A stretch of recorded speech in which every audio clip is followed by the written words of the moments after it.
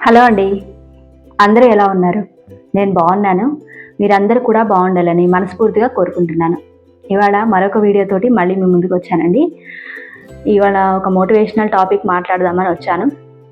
అప్పుడప్పుడు motivational topics కూడా మాట్లాడుతూ ఉంటాను, షేర్ చేస్తూ ఉంటానని ప్రీవియస్ వీడియోస్లో నేను షేర్ చేసుకున్నాను మీతోటి.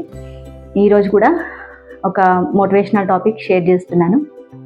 ఏంటంటే, చాలా డల్గా ఫీల్ అవుతున్నారా?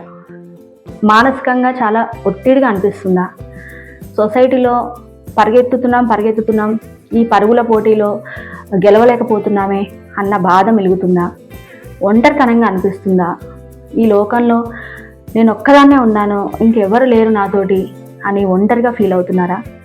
ఏంటి ఇలా క్వశ్చన్స్ అన్నీ అడుగుతున్నాను ఏంటి అనుకుంటున్నారా? అవునండి, ఇలాగా అనిపిస్తుంటుంది అప్పుడప్పుడు లైఫ్లో. మనుషులం కదండి, అన్ని ఎమోషన్స్ ఉంటూనే ఉంటాయి.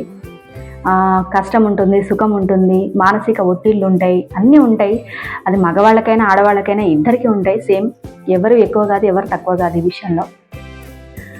కాకపోతే లేడీస్కి, మనకి ఎక్కువగా మనం ఫీల్ అవుతూ ఉండేది ఏంటంటే ఒంటరితనం. అందరూ ఉన్నా ఒంటరిగా ఫీల్ అయ్యే సందర్భాలు, సిచ్యువేషన్స్ కొన్నిసార్లు వస్తూ ఉంటాయి. ఒత్తిడిగా ఫీల్ అవుతుంటాం. అప్పుడప్పుడు మనకి పెద్ద భారం కానిది కూడా భారంలాగా కనిపిస్తూ ఉంటుంది ఒక్కొక్కసారి. ఎందుకు కనిపిస్తుంటుంది అలాగా? దేనికి కనిపిస్తూ ఉంటుంది? మనం దాన్ని అలా చూస్తున్నాం కాబట్టి. ఏదైనా ఒక సిచ్యువేషన్ కానివ్వండి, ఒక పరిస్థితి కానివ్వండి, అది ఎలా వచ్చింది, ఎందుకు వచ్చింది, దాన్ని ఎలా సాల్వ్ చేద్దాము, దాన్ని ఎలా ముందుకు తీసుకెళ్దాము, దాన్ని ఎలా తప్పించుకుందాం దాని నుంచి అని ఆలోచించి దానికి తగ్గట్టుగా మనము పని చేస్తే మనకి రిజల్ట్ అనేది మంచిగా ఉంటుంది. తప్పనిసరిగా మనం ఎదుర్కోగలుగుతాం, అంత కాన్ఫిడెన్స్ మనకుంది. కానీ ఒక్కొక్కసారి ఉంటుందంటే సిచ్యువేషన్స్ని ఎదుర్కోలేక ఈ సొసైటీలో ఈ పరుగుల పోటీలోకి ముందుకెళ్తానా, వెళ్ళలేనా, చుట్టూ కాంపిటీషన్ పెరిగిపోతుంది. ఇంకా వేరే వాళ్ళ పిల్లలు ఇంకా మంచి స్థాయిలో ఉన్నారు, మంచి పెద్ద పెద్ద స్కూల్స్లో చదువుతున్నారు.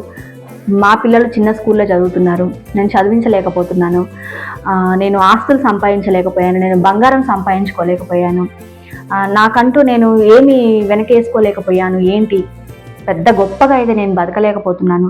ఇలాంటివి అన్నీ కూడా మనము ఆలోచించినప్పుడు మనకు చాలా తలభారంగా అనిపిస్తూ ఉంటుంది. ఎందుకంటే మన లైఫ్ స్టైల్కి తగ్గట్టుగా మనం ఆలోచించినప్పుడు మనకు ఎలాంటి ప్రాబ్లం అయితే ఉండదు. ఎప్పుడైతే మన లైఫ్కి మించి మన ఆలోచనలు మనం చేస్తూ ఉంటామో అప్పుడు మనం చాలా ఇబ్బందులు ఎదుర్కోవాల్సి ఉంటుంది. ఇదైతే కరెక్ట్ అండి. ఇప్పుడు మొత్తానికి నేను చెప్పాల్సింది ఏం చెప్పాలనుకుంటున్నాను మీకు అర్థమైందని అనుకుంటున్నాను. రీసెంట్గా ఒక ఇన్సిడెంట్ అయితే నేను టీవీలో చూశానండి. ఒక తల్లి 2 పిల్లలతోటి ఆత్మహత్యకు పాల్పడిందని. ఆ న్యూస్ విన్నప్పటి నుంచి చాలా బాధగా, చాలా మనసంతా భారంగా అయిపోయింది నాకు.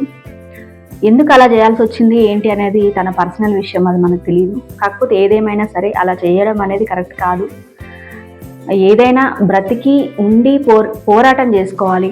మనం బ్రతికి దాన్ని సాల్వ్ అవుట్ చేసుకోవడానికి ప్రయత్నించాలి. కానీ చావు అనేది పరిష్కారం అయితే కాదు ఎవరికైనా సరే. అది పిల్లల్ని తీసుకొని చాలా బాధ అనిపించింది నాకు. ఏ సిచ్యువేషన్ వల్ల తను అలా చేసింది ఏంటి అనేది మనకైతే క్లారిటీగా తెలియదు. సిచ్యువేషన్ ఏదైనా అవ్వనివ్వండి, నేనైతే ఒకటే అనుకున్నాను, చనిపోవడానికి ఎంత ధైర్యం కావాలండి? చనిపోవాలంటే ఎంత ధైర్యం కావాలి? చాలా ధైర్యం కావాలి కదా. అంత ఈజీగా అయితే మనము చనిపోవడానికి రెడీగా. అంటే ఆమెకి ఏ కష్టం వచ్చిందో మనకు తెలియదు. కాకపోతే చావడానికి చాలా ధైర్యం కావాలి, ప్రాణాలు తీసుకోవడానికి చాలా ధైర్యం కావాలి. అంత ధైర్యం ఉన్న మనిషి ఎదుర్కొని, ఈ సమస్యను ఎదుర్కొని నిలబడి ఉంటే బాగుండేది అని నాకు అనిపించింది. చాలామంది అలాగే అనుకుంటూ ఉన్నారు. సోషల్ మీడియాలో కూడా రకరకాల వీడియోస్ వస్తూ ఉన్నాయి, చూస్తూ ఉన్నాను, బాధ అనిపిస్తుంది. కానీ ఏదేమైనా సరే నేను ఒక్కటి మాత్రం మనందరికి, ఆడవాళ్ళకి నేను చెప్పాలనుకుంటున్నాను, ఏదైనా సరే మనం ఫీల్ అయ్యే దాన్ని బట్టి ఉంటుంది. సెన్సిటివ్గా ఫీల్ అయ్యామనుకోండి, సెన్సిటివ్గానే మన లైఫ్ అనేది ఉంటుంది. ప్రతి చిన్న విషయానికి మనం ఒంటరిగా ఫీల్ అయ్యామనుకోండి, ఇంతేనా నా లైఫ్ అని మనం ఫీల్ అయ్యామనుకోండి, ఇంకా మన లైఫ్ అక్కడే అయిపోతుంది. మనకి ఏదైతే ఉందో, భగవంతుడు మనకి ఏదైతే ఇచ్చాడో దాంతో మన లైఫ్ని ముందుకు తీసుకెళ్తూ ఇంకా కొంచెం బెటర్గా లీవ్ చేయడానికి ట్రై చేయాలి. కానీ మన ఊహలకు మించి, మన స్థాయికి మించి బ్రతకాలని ఆలోచన చేసినప్పుడు చాలా కష్టమవుతూ ఉంటుంది అన్నమాట. ఏదేమైనా సరే ఒంటరిగా ఫీల్ అవ్వడం అనేది మానేసుకోవాలి. వీలున్నంత వరకు మనకు ఒక కంఫర్ట్ జోన్ అనేది మనం క్రియేట్ చేసుకుంటూ ఉండాలి. అది ఫ్యామిలీలో అయినా సరే, బయట ఫ్రెండ్స్ అయినా సరే.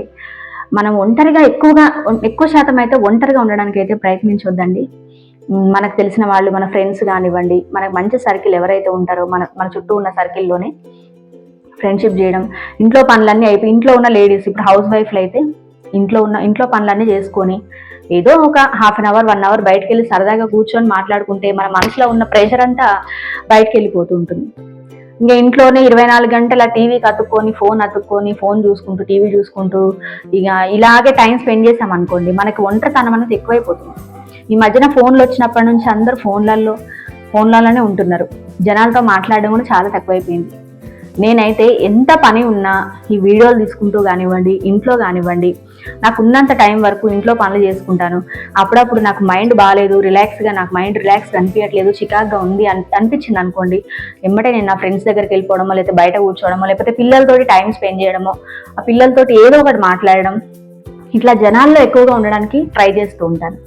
అలా చేయడం వల్ల ఏమవుతుందంటే మనకు ఒంటరిగా ఉన్నామన్న ఫీలింగ్ రాదు.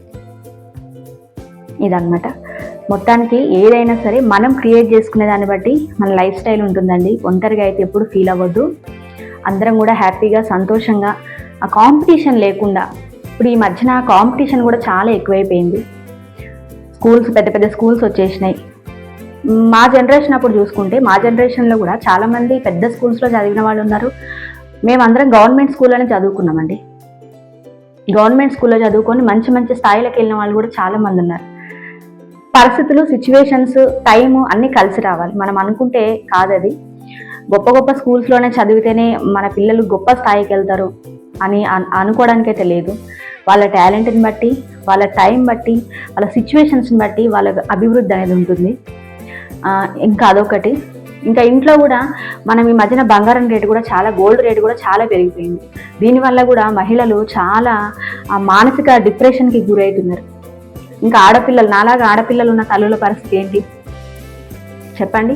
ఆలోచించుకుంటూ ఉంటే చాలా భయంగా అనిపిస్తూ ఉంటుంది. ఇంత పెరిగిపోయింది గోల్డ్, ఎట్లా చేయించాలి, రేపు పిల్లలకి మ్యారేజెస్కి ఎట్లా పెట్టాలి, వాళ్ళ చదువులు. ఇదివరకు రోజుల్లాగా కాదు కదండి. ఇప్పుడు స్కూల్స్ ఫీజులు ఎంత ఉంటున్నాయి, లక్షల్లో ఫీజులు, మెయింటెనెన్స్, ఏది లేకపోయినా నడవదు.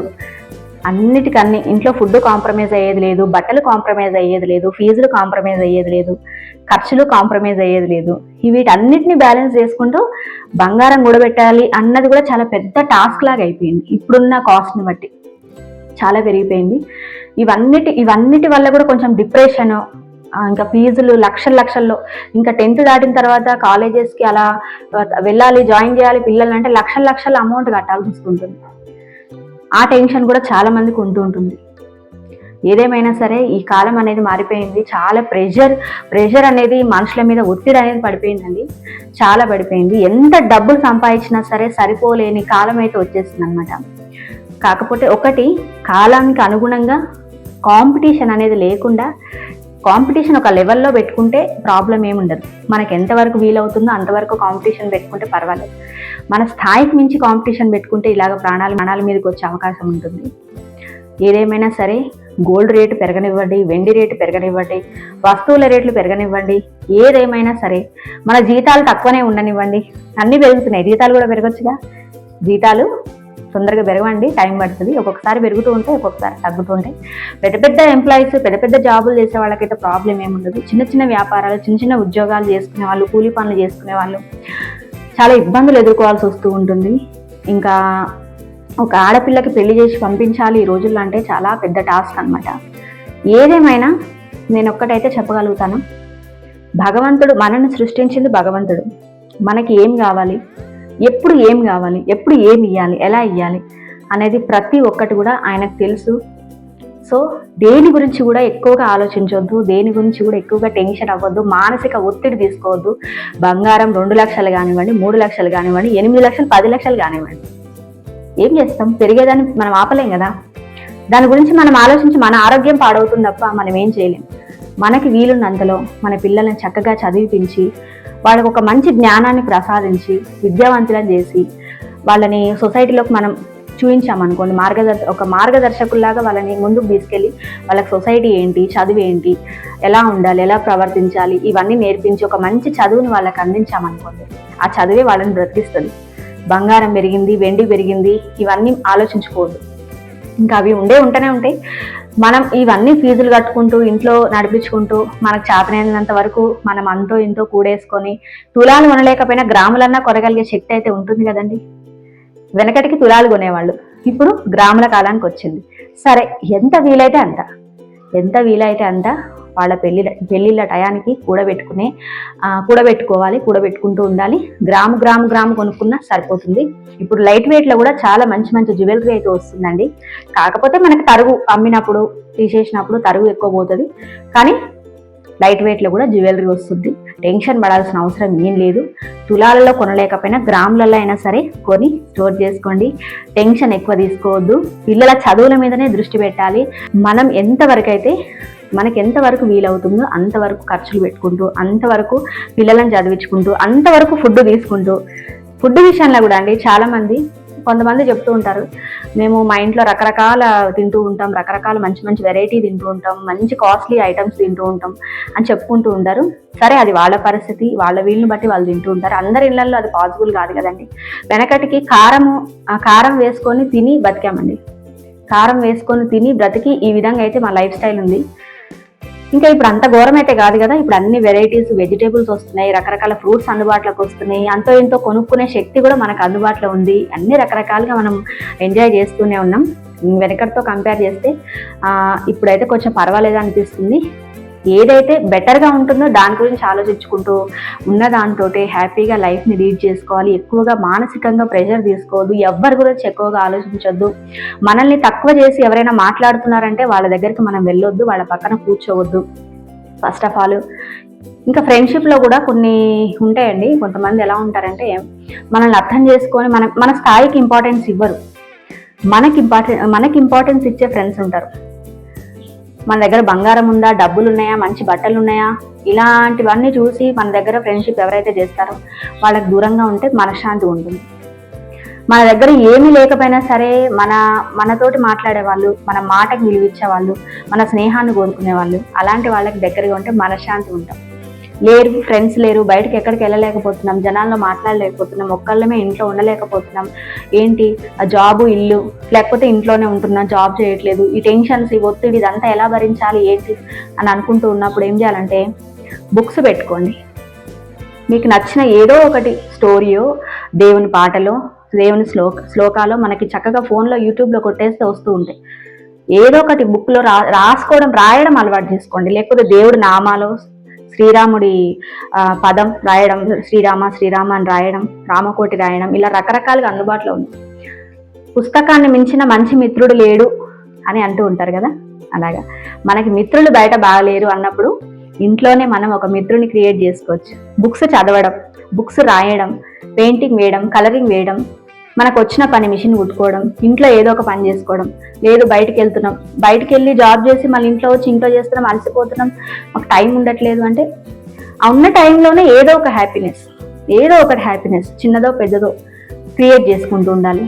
హ్యాపీ సిచ్యువేషన్స్ని క్రియేట్ చేసుకుంటూ ఉండాలి. అప్పుడు మనకి మానసికంగా మనం ప్రెషర్గా ఫీల్ అవ్వము, ఒత్తిడిగా ఫీల్ అవ్వము, చాలా స్ట్రాంగ్గా ఉంటాం. ఇది లైఫ్ అండి. లైఫ్లో అన్నీ ఉంటాయి, కష్టాలు ఉంటాయి, సుఖాలు ఉంటాయి. అంత ఈజీగా అయితే లైఫ్ ఎవ్వరిది ఉండదు. ఆడవాళ్ళకైనా సరే, మగవాళ్ళకైనా సరే. మనకు తెలవకుండానే, మన ప్రమేయం లేకుండానే ఈ భూమి మీదకి ఎలా వచ్చామో, మన ప్రమేయం లేకుండానే మనల్ని ఆ భగవంతుడు తీసుకెళ్తాడు. మనకి తెలవకుండానే ఆయన మనల్ని తీసుకెళ్తాడు. అప్పటి వరకు కూడా మనం వేచి ఉండాలి. భగవంతుని మీదనే భారం వేయాలి. మంచి అయినా చెడైనా అంతా ఆయనే చూసుకుంటాడు. దేని గురించి ఎక్కువ టెన్షన్ పడద్దు. దేవుడు మనకు అన్నీ ఇస్తాడు. ఇవ్వడం నేను అనట్లేదు. మీ ఇష్ట దైవం ఎవరైతే ఉన్నారో ఆ దైవాన్ని తలుచుకుంటూ ఉండండి ప్రతి క్షణం, ప్రతిరోజు.